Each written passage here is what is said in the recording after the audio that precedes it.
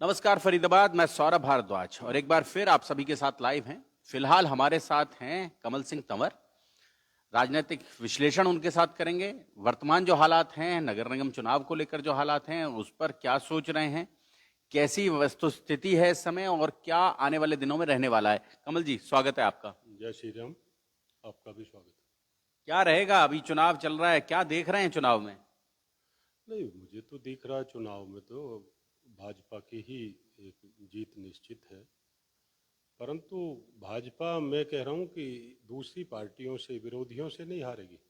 भाजपा में कहीं होगा तो भीतरघात होगा, विश्वासघात होगा, तो उससे कहीं भाजपा नेतृत्व संभाल पाया तो क्लीन स्वीप वाली बातें होगी। कोई 2 4 5 हो गए पार्षद। जैसे मेयर का एक तरफा सा चल रहा है, कोई मुझ में मुकाबला ही नहीं मान रहा। तो ऐसे ही है, हमारे यहाँ है, जैसे कुछ प्लांटेड हैं कई वार्डों में मैं देख रहा हूँ। तो भाजपा का अंतर्कल है, मुझे तो स्पष्ट दिख रहा, पता नहीं जनता समझ पा रही है नहीं जा पा रही है। तो ये जो लड़ाई है, ये बड़ी इलाके के लिए बहुत दर्दनाक है। कि मैं देखिए, मोदी जी ने 14 से ही जैसे फरीदाबाद कोई आदर्श जिला घोषित किया, उसके लिए फंडिंग भी मिली और विशेष प्रयास भी। स्मार्ट सिटी बनाया जी। हाँ, तो स्मार्ट नहीं ये, पर नरक सिटी किसने बनाया ये सब जानते हैं, मैं तो कहता भी रहूं। ये सोचनीय प्रश्न है कि किसको हमें अलग करना है इस फरीदाबाद की जनता को, किस गिरफ्त से बाहर करना है। तो चयनित करें, अच्छी सोच समझ के करें। क्या राजनीति हो रही है प्रबुद्ध नागरिक की, प्रलोभन या डर में ना आए। कह रहे हैं बीजेपी के जो ऑफिशियल कैंडिडेट्स हैं उनके खिलाफ जो लोग खड़े हैं, जो बागी होकर खड़े हैं, वो आमतौर पर वहीं से संचालित हैं। हाँ ना, मैंने तो सुना है, कहते हैं कि भाई हम भाजपा के ही उम्मीदवार हैं। भाजपा तो बात भाजपा की कैसे हो सकता बताइए। पार्टी ने जो भी निर्णय लिया, पार्टी राजनीतिक लोगों की एक माँ है, और माँ के साथ विश्वासघात।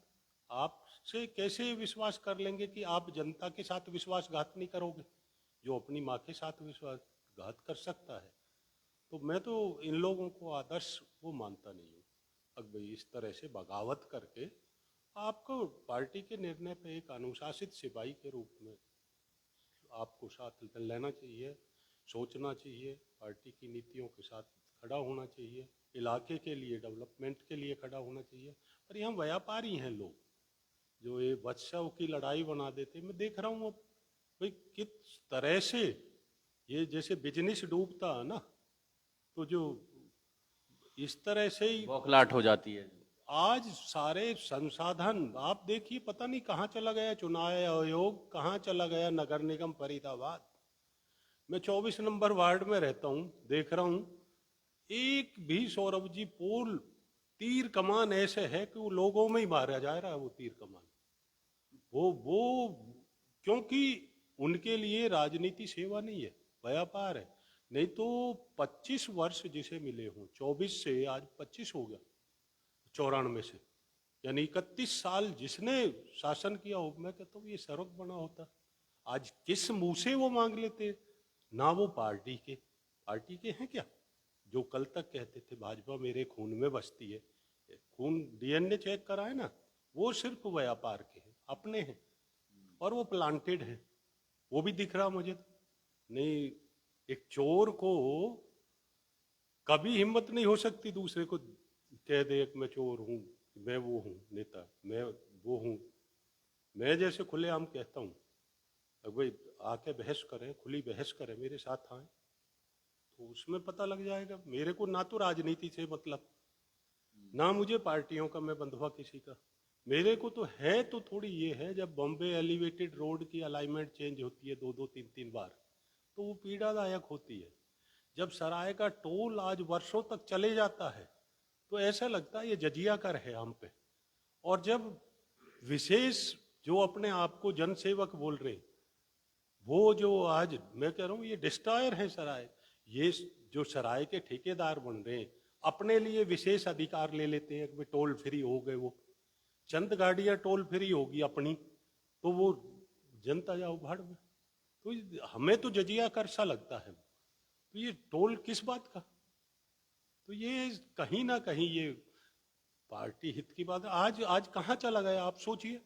जो बॉम्बे एलिवेटेड का रोड जो आज सेक्टर 37 पल्ला क्षेत्र के निवासियों को से अपने यहाँ आने के लिए यदि हम काले खां से चलते हैं एलिवेटेड रोड से, तो या तो हमें मीठेपुर से पहले उतरना पड़ेगा या हमें 28 सेक्टर से वापस आना पड़ेगा यू टर्न लेके।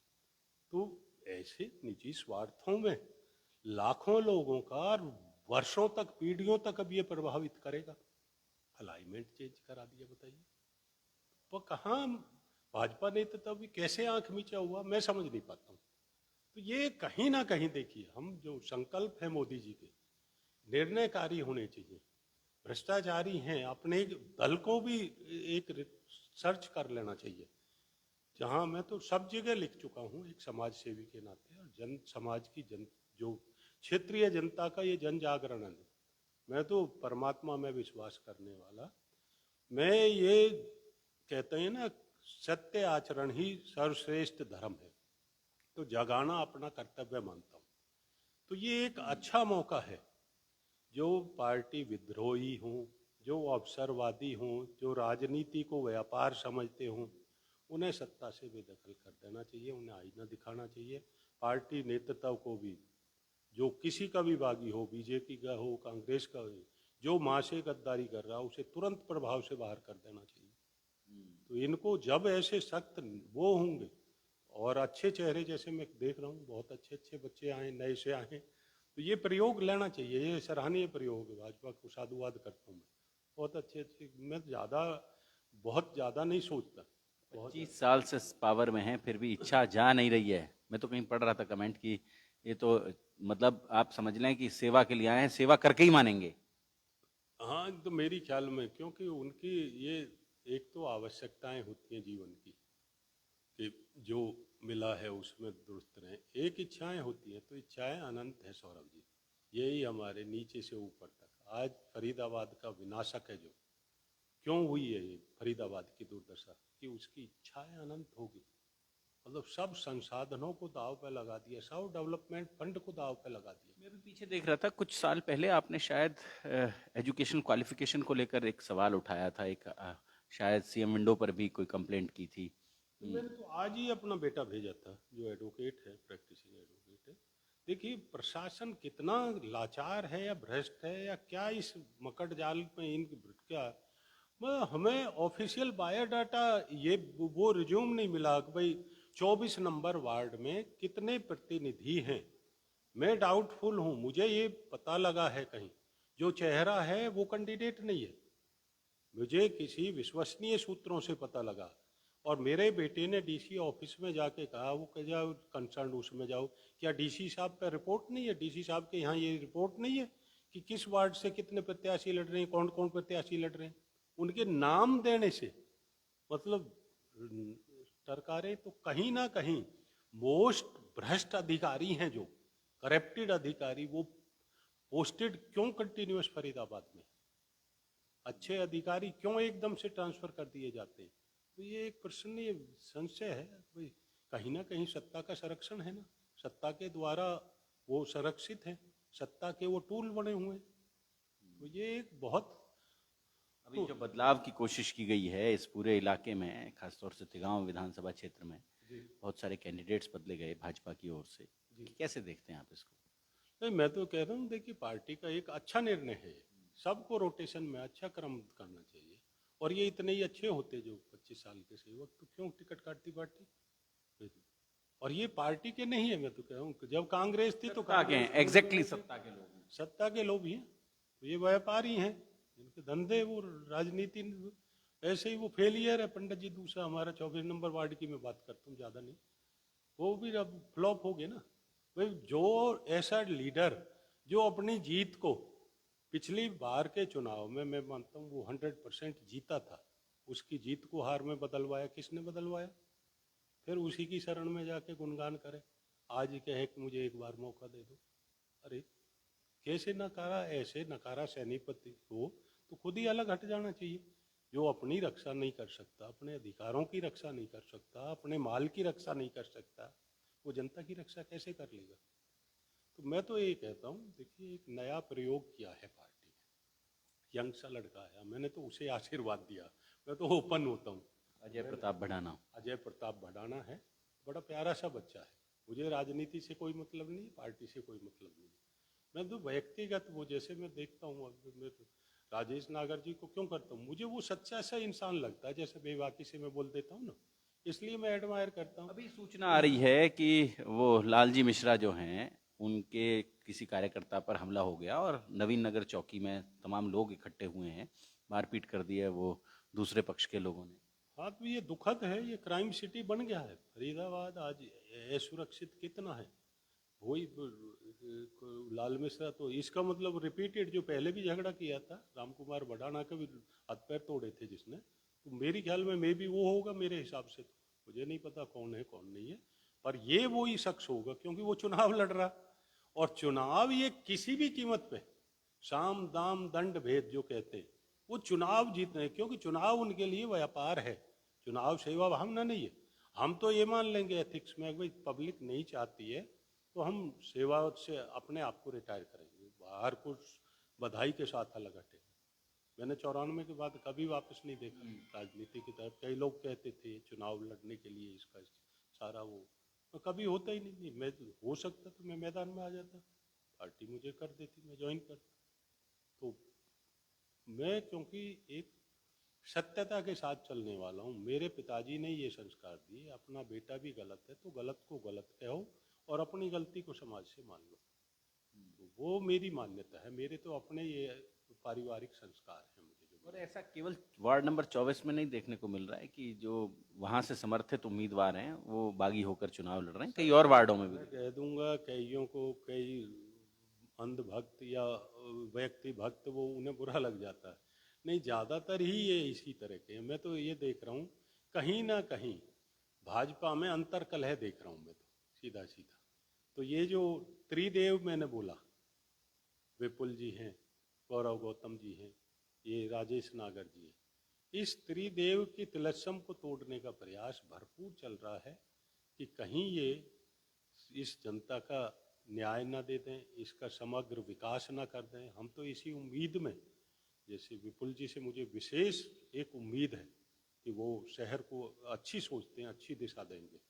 तो ये क्योंकि एक मकड़ जाल जो फंसा हुआ है ना शहर जिसके चक्र में, उस चक्रधारी से कैसे निजात पाएंगे। तो कई बार जब कहते हैं कि भाई मंत्री ट्रांसफर नहीं कर सकता, भ्रष्ट अधिकारियों, मैं कह रहा हूँ ट्रांसफर नहीं, उनके सस्पेंशन होने चाहिए, उनके टर्मिनेशन होने चाहिए, मंत्रियों को इतनी पावर दी जाए। तो यदि मंत्रियों को केवल ये सत्ता सुख के लिए कि भाई सायरन बजाते कमांडो आगे पीछे चलें, ऐसे अधिकार दे रहे हो तो फिर तो कुछ कोई औचित्य नहीं। समाज सेवा के लिए अधिकृत कर रहे हो तो उन्हें फ्री हैंड चलने दो, उन्हें देखने दो, उनका काम देखो, मेरिट्स जब देखो।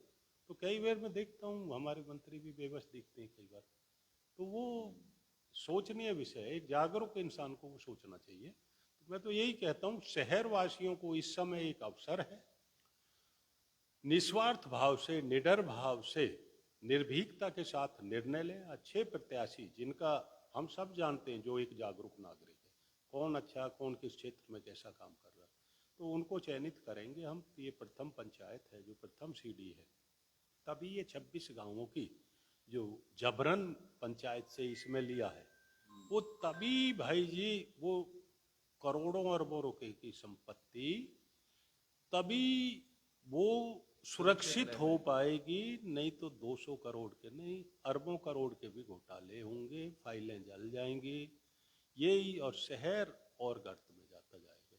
तो मैं तो शहर वासियों से ये कह सकता हूँ, एक जागरूक समाज, एक स्वस्थ समाज, एक निर्भीक समाज, हमें उस परमपिता परमात्मा में भरोसा करना चाहिए।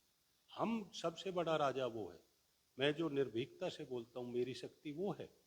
तो सौरभ जी, यदि हम वास्तव में परमात्मा में भरोसा करते हैं तो हमें डरने की कोई बात नहीं होनी चाहिए। मैं शहर वासियों से यही अपील करता हूँ आपके चैनल के माध्यम से, आपको भी साधुवाद कि आप मुझे अवसर देते हो, मेरी बात सुनते देते हो। तो मैं इसीलिए मैं ये कहता हूँ शहर वासियों से, करबद्ध मेरा ये निवेदन है कि ये समय है, इसको ना चूकें और अच्छे प्रत्याशियों का चयन करें। धन्यवाद। तो फरीदाबाद जोड़ेंगे आपको ऐसी ही और महत्वपूर्ण राजनीतिक चर्चाओं के साथ। बहुत बहुत शुक्रिया। जय श्री राम। बचाया ना, आज तो खूब नाम मिले।